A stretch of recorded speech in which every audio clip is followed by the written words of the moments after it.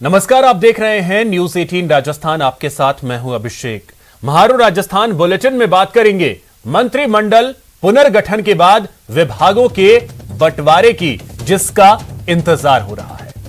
नए मंत्रियों के साथ साथ पुराने के भी विभाग बदले जाएंगे। इसके साथ ही बात होगी बीएसटीसी बीएड विवाद की, जिसको लेकर आज हाईकोर्ट में अंतिम सुनवाई होगी। तो बताएंगे कहां अन्नदाताओं पर पड़ी दोहरी मार। इन सभी खबरों पर विस्तार से चर्चा करेंगे, लेकिन सबसे पहले आपको दिखाते हैं टॉप 10 महानगर।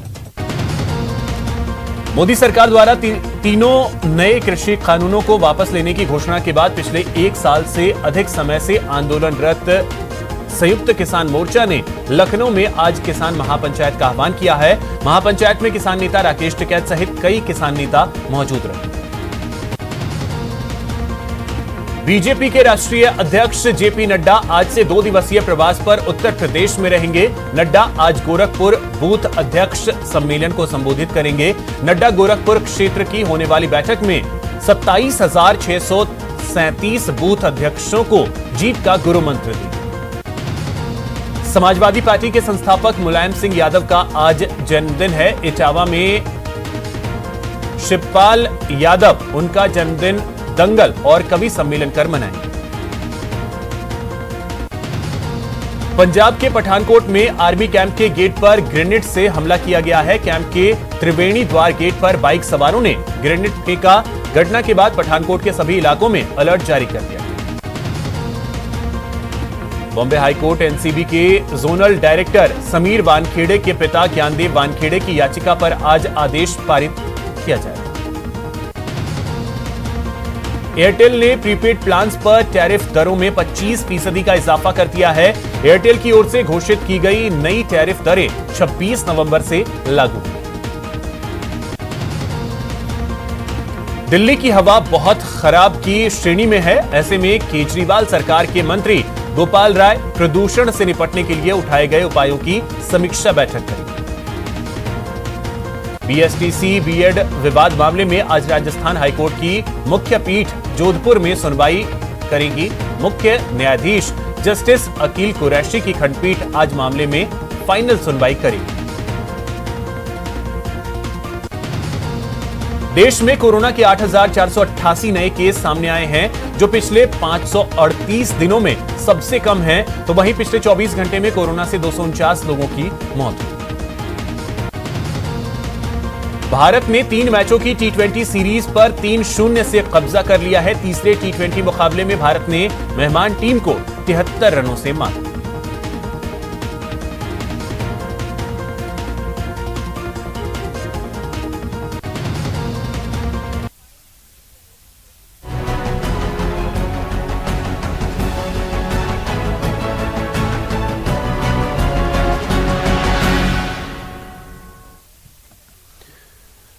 तो चलिए बड़ी खबर आपको बताएं कि मंत्रियों को इंतजार है, प्रदेश को इंतजार है कि उन्हें विभाग क्या मिलेगा। जी हां, पूरे प्रदेश को अब इंतजार इस बात का है कि पोर्टफोलियो क्या होगा। शाम तक सूची जारी होने की संभावना है। विभागों के बंटवारे पर नजर टिकी हुई है। पुराने जो मंत्री अभी हैं, उनके विभाग भी बदले जा सकते हैं। इसको लेकर के भी जानकारी मिल रही है कि विभागों का बंटवारा जो है वो आज शाम तक होगा। किस मंत्री को कौन सा विभाग मिलेगा, इसको लेकर के निगाहें सबकी टिकी हुई हैं और इसको लेकर के कयास भी लगाए जा रहे हैं। और जो अभी मंत्री हैं, उनके महकमे बदले जाएंगे। जिनके पास विभाग ऑलरेडी है, उनका विभाग भी बदला जा सकता है। इसको लेकर के भी जानकारी मिल रही है। साथ ही आपको बता दें कि 3 मंत्री जो कैबिनेट से बाहर हो चुके हैं, शिक्षा मंत्री के तौर पे गोविंद सिंह डोटासरा, स्वास्थ्य मंत्री रघु शर्मा और राजस्व मंत्री हरीश चौधरी, ये तीनों बेहद अहम विभाग हैं, शिक्षा, स्वास्थ्य और राजस्व। तो अब इन 3 विभागों की जिम्मेदारी किनके कंधों पर होगी, इस पर भी हर किसी की नजर टिकी हुई है कि ये तीनों अहम विभाग किनके पास जाने वाले हैं।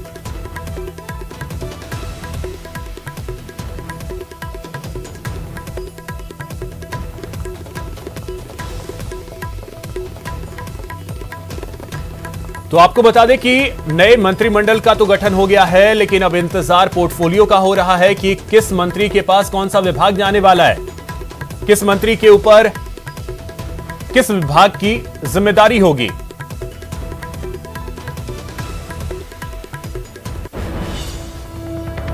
वहीं आपको बता दें कि सियासी नियुक्तियों का सिलसिला भी जारी है। संसदीय सचिवों की नियुक्ति भी जल्द हो जाएगी। आजकल में नियुक्तियां हो सकती हैं। 10 से 15 विधायकों को सचिव बनाया जाएगा।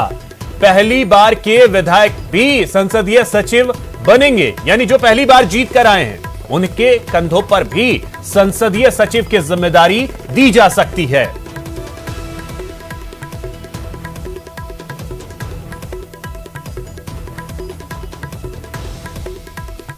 तो इस वक्त और अधिक जानकारी के साथ सहयोगी दिनेश शर्मा हमारे साथ जयपुर से सीधे इस वक्त जुड़ रहे हैं। दिनेश, क्या जानकारी है? अब जानकारी मिल रही है कि शाम तक लिस्ट जारी हो सकती है।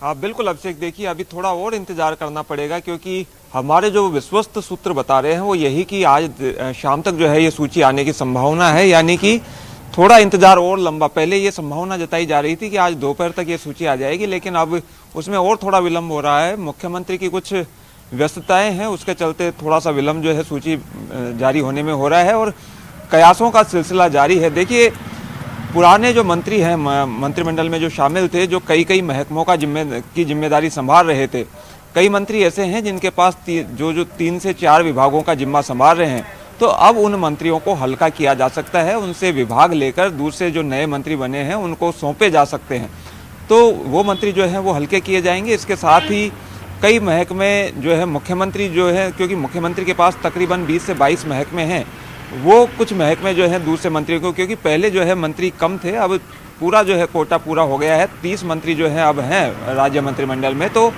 विभाग जो है उनको दिए जाएंगे। तो कयासों का सिलसिला फिलहाल तक जारी है और माना जा रहा है कि आज शाम तक जो है सब कुछ क्लियर हो जाएगा कि कौन मंत्री किस विभाग की जिम्मेदारी संभालने जा रहा है। अगले 2 साल के लिए उन्हें ये जिम्मेदारी मिलेगी और इन 2 सालों में बहुत बेहतर काम करके उनको दिखाना होगा।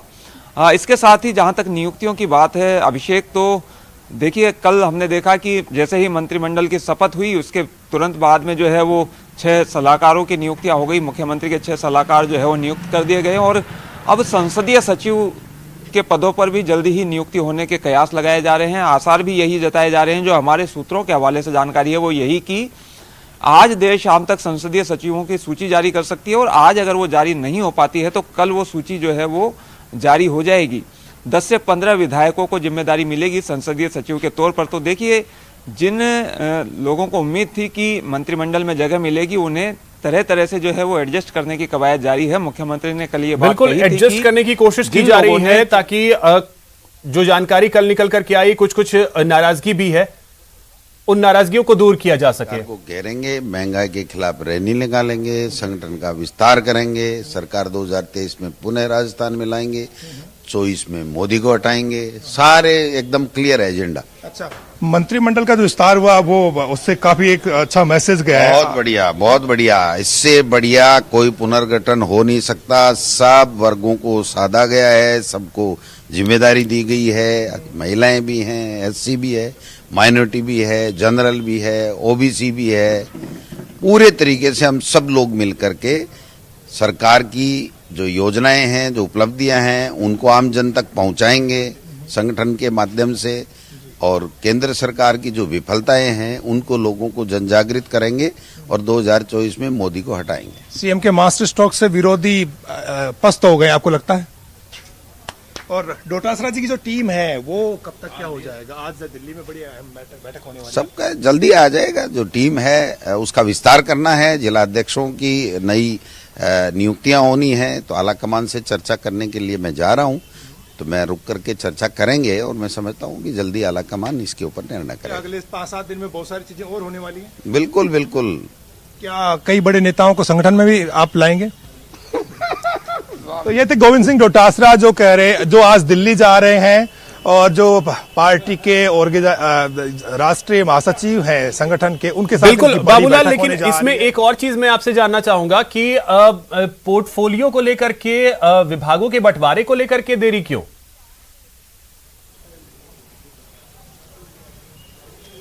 जी देरी नहीं है, कल रविवार का दिन था और रविवार के दिन जो है अधिकांश सचिवालय के जो कर्मचारी अधिकारी वैसे छुट्टी पे रहा करते हैं, लेकिन एक परंपरा भी है कि कई बार तत्काल पोर्टफोलियो जो है एलोकेट कर दिए जाते हैं, कई बार वक्त लगता है। पिछली बार हमने देखा था कि वसुंधरा राजे की सरकार थी तो उसमें भी दूसरे दिन आए थे पोर्टफोलियो, लेकिन आज सोमवार है तो हर हाल में आज ही जो है विभागों का बंटवारा हो जाएगा मंत्रियों को।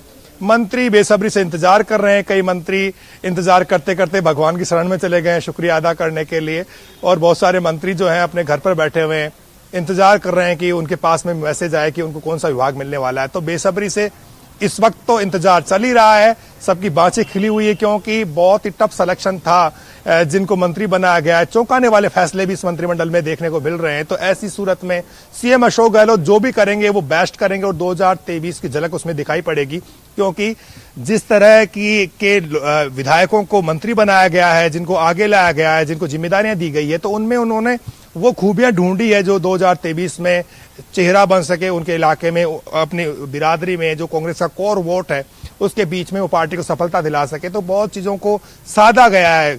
कमाल की सोशल इंजीनियरिंग करी है सीएम गहलोत ने, और अब संगठन का जिम्मा गोविंद सिंह डोटासरा के कंधों पर है, जो बहुत ही एनर्जेटिक माने जाते हैं, बहुत ही उत्साह है उनमें, बहुत काम करने में की काबिलियत उनमें है। तो उनका इस्तेमाल अब होगा। डोटासरा ने ज्यादा कुछ नहीं बोला, संगठन के स्तर के बारे में उन्होंने बात करी कि संगठन को इतना मजबूत बना देंगे कि बीजेपी कहीं उनके आसपास भी नहीं टिकेगी। और आज जो दिल्ली में वो जा रहे हैं तो कई विधायकों को पार्टी में पदाधिकारी बनाया जा सकता है, कईयों को और बड़ी जिम्मेदारियां दी जा सकती है। तो कोशिश ये है कि जिस भी विधायक में काबिलियत है उसका फायदा उठाए पार्टी, और जो कुछ नाराज हो रहे हैं, जिनमें हताशा का भाव आ गया है, तो उनको भी साथ लेकर के चलेंगे। मुख्यमंत्री अशोक गहलोत हर एक विधायक की परफॉर्मेंस को जानते हैं, उनके काम करने का तरीका जानते हैं, और वो किस तरह से पार्टी को मजबूत बना सकते हैं ग्राउंड लेवल पर। तो सबको साथ लेकर चलने की कोशिश इस सरकार की है, और ये चीजें आप आगे आने वाले दिनों में भी आपको देखने को मिलती रहेगी। तो ये जो नाराजगी है कुछ कई जगहों से, तो कुछ विधायकों के बयान भी जो हैं वो सामने आ गए, तो उसको लेकर के अब पार्टी कैसे बढ़ेगी? क्या पीसीसी चीफ बात करेंगे, मुख्यमंत्री खुद बात करेंगे? क्योंकि उनकी नाराजगी को दूर करना भी एक बहुत बड़ी चुनौती होगी।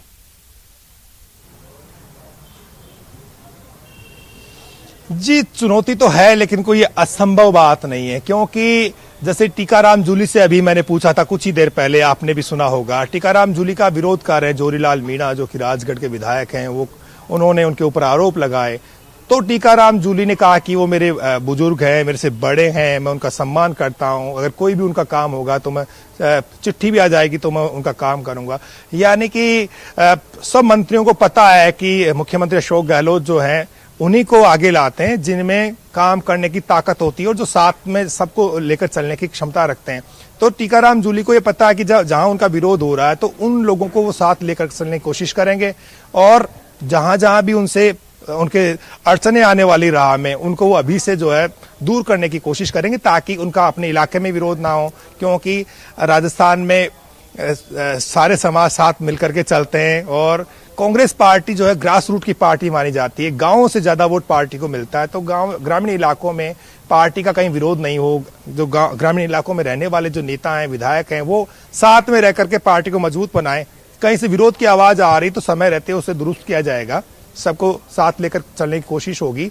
जिस तरह से विधायक अपने आप को यानी कि खुश नहीं कर पा रहे हैं, उनको लग रहा है कि वो भी दावेदार थे और उनको इग्नोर किया गया, नजरअंदाज किया गया, तो उनको कहीं सलाहकार बनाया जा रहा है, तो कहीं संसदीय सचिव भी बहुत सारे बनने वाले हैं। इसके अलावा संगठन जो है उसमें बहुत सारे विधायकों को मौका दिया जा सकता है, और उनकी जो कार्य क्षमता है उसका पार्टी फायदा उठाना चाहती है। तो सबको साथ लेकर चलने की पूरी कोशिश होगी। वक्त अभी 2 साल का, एक और रिशफल हो सकता है, जो पुराने मंत्री उनको अब दिनेश, मैं आपसे एक चीज जानना चाहूंगा। देखिए, इंतजार तो हर कोई पोर्टफोलियो का कर ही रहा है। हमने देखा कि कल शपथ ग्रहण के कुछ ही देर बाद जो है वो मुख्यमंत्री के सलाहकारों की लिस्ट भी आ गई। 6 विधायकों को सलाहकार बनाया गया। लेकिन अब जो इंतजार है पोर्टफोलियो का, तो उसमें आपके सूत्र कुछ बता रहे हैं कि कौन सा विभाग जो है वो किसके पास जाएगा? क्योंकि उधर जो जैसा बाबूलाल ने बताया कि कई लोग तो मंदिर के चौखट तक पहुंच भी चुके हैं, तो उसमें दुआएं यही कर रहे होंगे कि जो सबसे अहम विभाग माने जाते हैं वो मेरे पास आए। तो कौन कौन से ऐसे विभाग हैं जो किन किन के पास जा सकते हैं?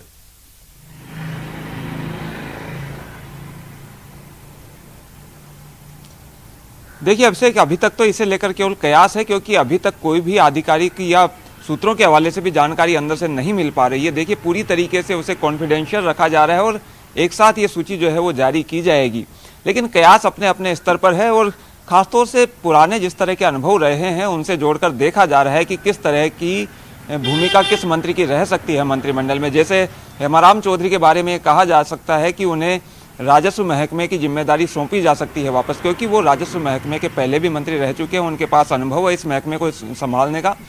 इसके साथ ही डॉक्टर महेश जोशी जो है उनकी एंट्री क्योंकि अब कैबिनेट मंत्री के तौर पर हुई है और डॉक्टर रघु शर्मा बाहर हुए हैं मंत्रिमंडल से, रिप्लेस किया गया है ब्राह्मण चेहरे को ब्राह्मण चेहरे से।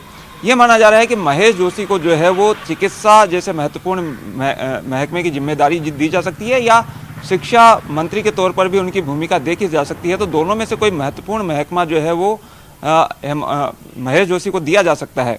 डॉक्टर महेंद्रजीत सिंह मालवीय की बात है तो उनके पास अनुभव है, पहले ग्रामीण विकास और पंचायती राज महकमा उन्होंने संभाला था पिछली गहलोत सरकार में।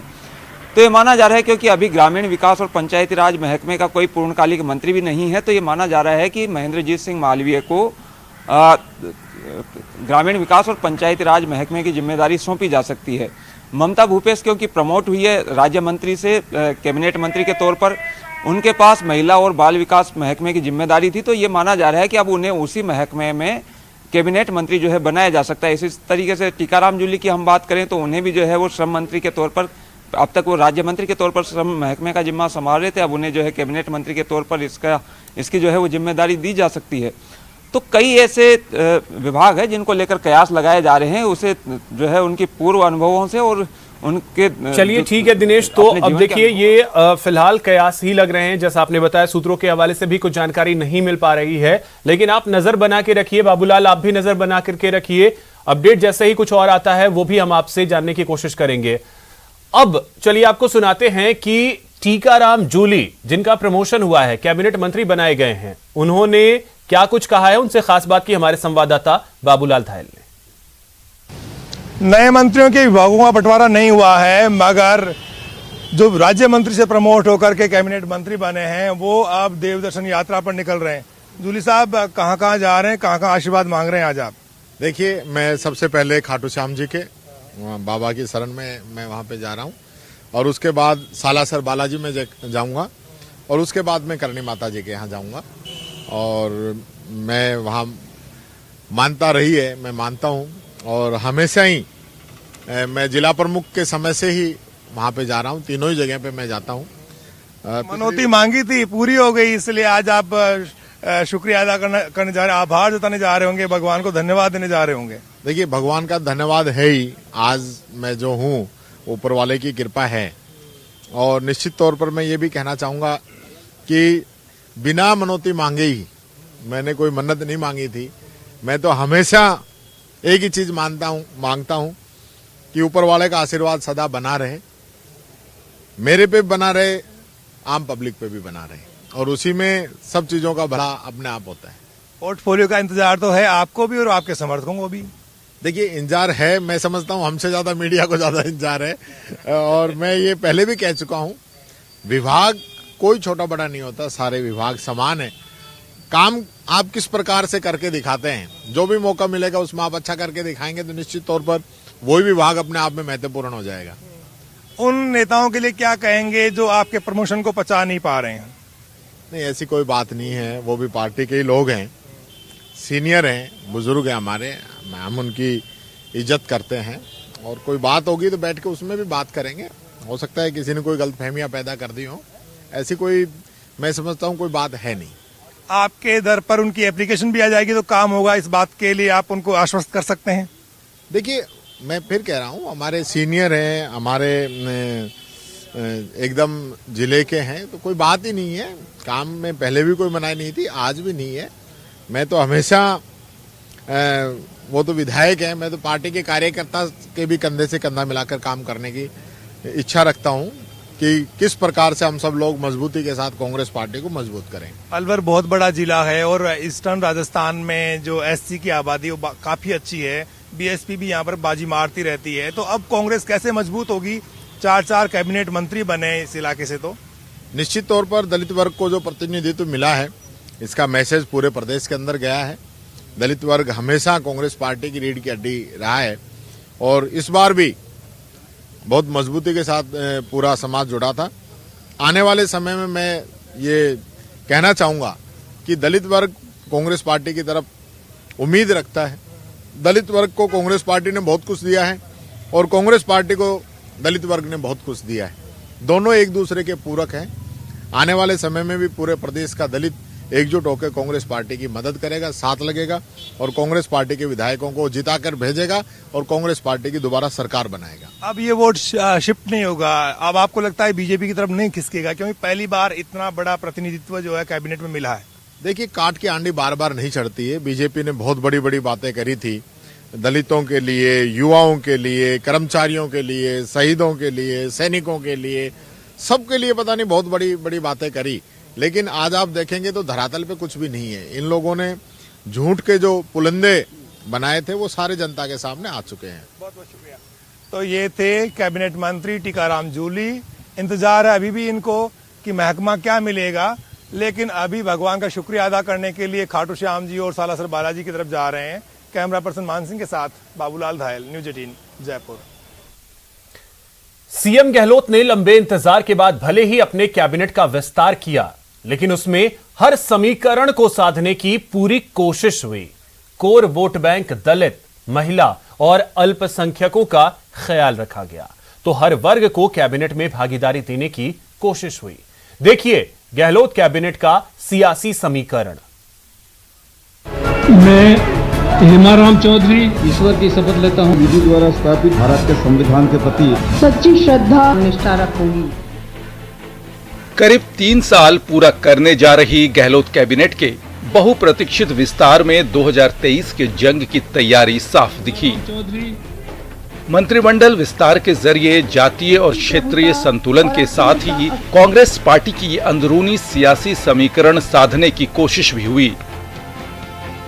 2 पद वाले 3 मंत्रियों को छोड़कर किसी को भी मंत्रिमंडल से ड्रॉप नहीं किया गया, तो 3 को राज्य मंत्री से कैबिनेट के तौर पर प्रमोट किया गया। गहलोत मंत्रिमंडल में 11 नए कैबिनेट मंत्री और 4 नए राज्य मंत्री बनाए गए। हर चेहरे के पीछे अलग सियासी समीकरण साधने की कोशिश भी हुई। मंत्रिमंडल फेरबदल में कांग्रेस के कोर वोट बैंक का खास ध्यान रखा गया, तो दलित, महिला और अल्पसंख्यकों को उचित प्रतिनिधित्व देने की पूरी कोशिश भी हुई। राज्य मंत्रियों ममता भूपेश, भजनलाल जाटव और टीकाराम जूली को राज्य मंत्री से प्रमोट कर कैबिनेट मंत्री बनाया गया है। ये तीनों ही दलित समुदाय से आते हैं। कैबिनेट में गोविंद मेघवाल को मिलाकर 4 दलित चेहरे हो गए हैं। मास्टर भंवर लाल की जगह गोविंद मेघवाल को तवज्जो मिली है।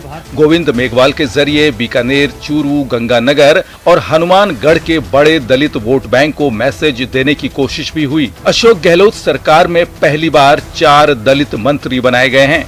हेमाराम चौधरी कुछ दिनों पहले ही विधायक पद से इस्तीफा देने वाले हेमाराम को सबसे पहले शपथ दिलाई गई, जो कैबिनेट के सबसे वरिष्ठ सदस्य हैं। इसके जरिए कई समीकरण साधे गए। हरीश चौधरी की जगह हेमाराम को कैबिनेट में जगह मिली है, यानी जाट की जगह जाट को लेकर जातीय समीकरण साधे गए। मैं रामलाल जाट नेता के तौर पर रामलाल जाट को मौका दिया गया है, जिन्हें डोटासरा की जगह कैबिनेट में जगह मिली है। रामलाल जाट भीलवाड़ा जिले से कांग्रेस के बड़े नेताओं में से हैं। मैं महेंद्र सिंह मालवीय के जरिए आदिवासी बेल्ट के समीकरण साधे गए। बीटीपी के बढ़ते प्रभाव को देखते हुए मालवीय का दर्जा बढ़ाकर पार्टी ने आदिवासी वोट बैंक को भी संदेश दिया। कैबिनेट से इस्तीफा देने वाले स्वास्थ्य मंत्री रघु शर्मा की जगह महेश जोशी को जगह मिली है, यानी जोशी को कैबिनेट में ब्राह्मण चेहरे के तौर पर एंट्री मिली है। मैं शकुंतला रावत को गुर्जर चेहरे के तौर पर बैलेंस करने के लिए मौका दिया गया, जो पंचायती राज से राजनीति शुरू कर कैबिनेट मंत्री पद तक पहुंची हैं। बीएसपी से कांग्रेस में शामिल होने वाले 6 विधायकों में से एक राजेंद्र गुड़ा कैबिनेट में जगह पाने में कामयाब हुए। हालांकि किसी निर्दलीय विधायक को फिलहाल मंत्रिमंडल में जगह नहीं मिल पाई है। अगर महिलाओं की बात करें तो अब गहलोत कैबिनेट में 3 महिला मंत्री हो गई हैं। पहले सिर्फ ममता भूपेश महिला मंत्री के तौर पर शामिल थीं, लेकिन अब ममता भूपेश के साथ ही शकुंतला रावत को कैबिनेट मंत्री और जाहिदा खान को राज्य मंत्री के तौर पर मौका मिला है। यानी देखा जाए तो गहलोत कैबिनेट में अपने कोर वोट बैंक के साथ ही हर जाति समुदाय को प्रतिनिधित्व देने की कोशिश हुई है। हालांकि कई जिलों को इस बार भी कैबिनेट में जगह नहीं मिल पाई। Bureau report, news 18 network, Jaipur. मैं भारत की प्रभुता अखंडता अक्षुण्ण रखूंगा।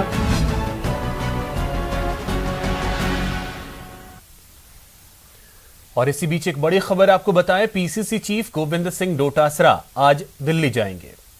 दोपहर में उनके दिल्ली जाने का कार्यक्रम है और संगठन महासचिव केसी वेणुगोपाल, प्रदेश प्रभारी अजय माकन से मिलने का उनका कार्यक्रम है। संगठनात्मक नियुक्तियों पर चर्चा होगी। जिलाध्यक्ष, प्रवक्ताओं और पीसीसी पदाधिकारियों की नियुक्तियों पर विस्तार से चर्चा होगी। चर्चा के बाद 2 से 3 फेज में नियुक्तियां की जाएंगी। तो आज दोपहर दिल्ली के लिए रवाना होंगे पीसीसी चीफ गोविंद सिंह डोटासरा और वहां केसी वेणुगोपाल और अजय माकन के साथ मुलाकात करेंगे। संगठनात्मक नियुक्तियों को लेकर चर्चा होगी, विस्तार से चर्चा होगी और उसके बाद 2 से 3 फेज में सभी नियुक्तियां होंगी।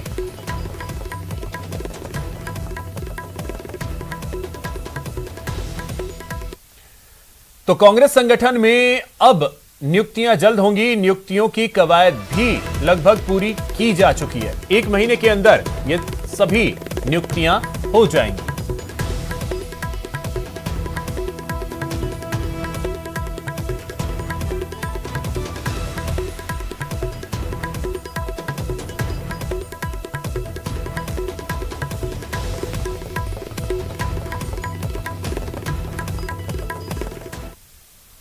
यहां रुकेंगे एक छोटे से ब्रेक के लिए। ब्रेक के बाद बात बीएसटीसी